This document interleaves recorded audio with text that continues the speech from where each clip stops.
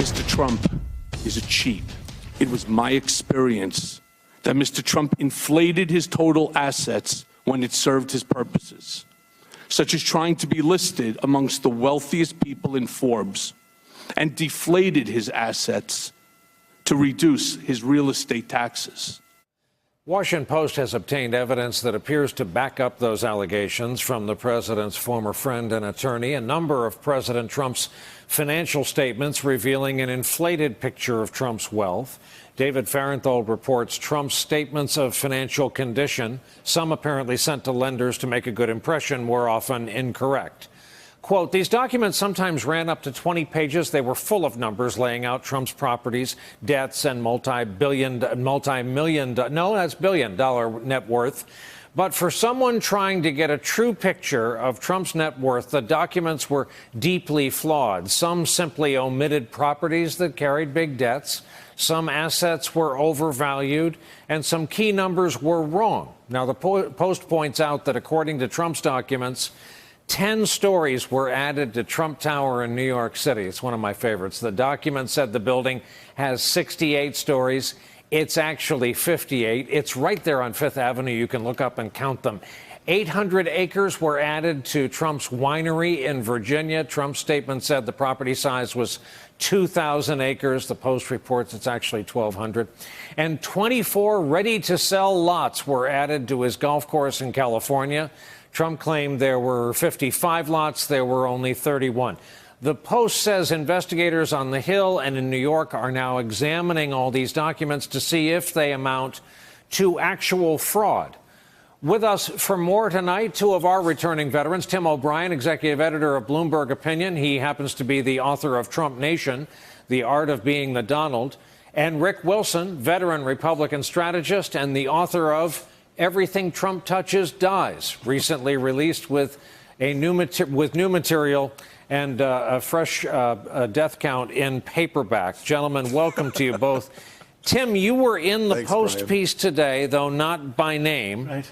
You were sued by Donald Trump for lowballing his finances. So this must have brought a certain measure of PTSD to you today. Well, he claimed I lowballed his finances, and we went to court over that issue. I got his tax returns, I got his bank records. In the middle of that litigation, he turned over one of these statements of financial condition. He claimed that they had given that to me while I was reporting, which they hadn't, and then they discovered during the deposition that actually the date didn't correspond on the document with the time that I was reporting.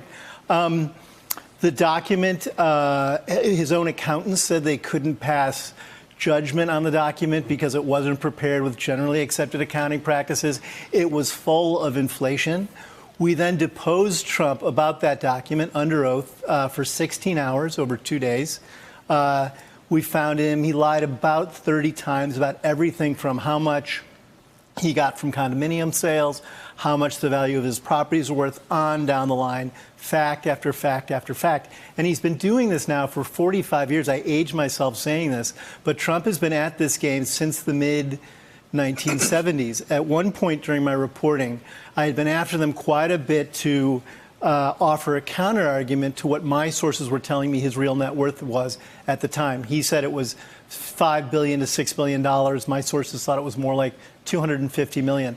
I go to Trump Tower one day. I walk over there from the New York Times.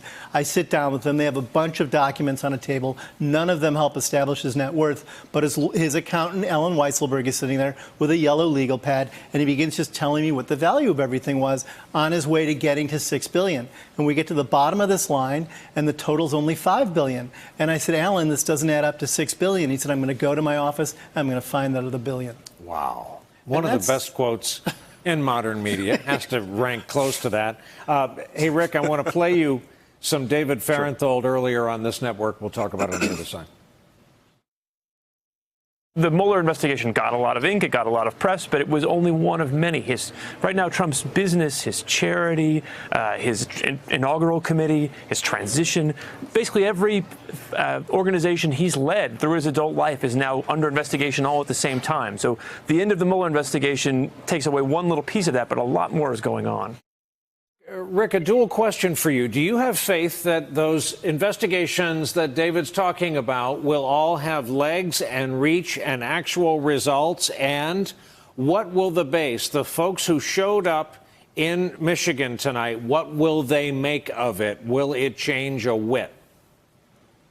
Look, well, first off, Brian, I don't think it'll change the base at all. We saw this in focus groups in 2015 and 16, asking American voters, telling them the truth about Donald Trump. You know, the character you see on The Apprentice, guys, isn't the real person. They believed after 15 years of television, that was the real Donald Trump. They didn't understand that in New York real estate circles, he's largely considered a joke, that he's, a serial bankrupt artist. He's a guy who has been under hiding his taxes for a long time, not because of any sort of audit problems, but because he doesn't want us to see that he's not worth $50 billion or $20 billion or whatever wild figure he pulls out of his backside at any given random moment.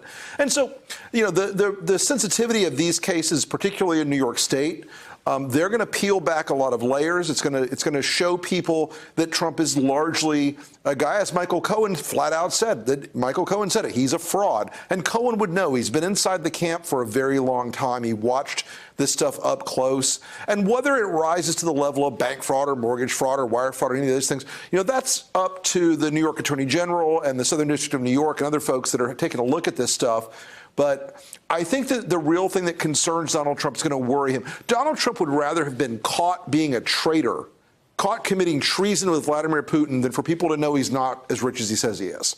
That is his most sensitive spot, and it shows in everything he does. It's always the boasting, the bragging. I've got the best apartment, the biggest this, the most solid gold that. All those things are because he's super conscious about the fact that he knows he's on this giant pyramid of BS that comprises his empire, and that it's not worth what he says it is. It's all it's all gold leaf and not all gold. Hey there, I'm Chris Hayes from MSNBC. Thanks for watching MSNBC on YouTube. If you want to keep up to date with the videos we're putting out, you can click subscribe just below me, or click over on this list to see lots of other great videos.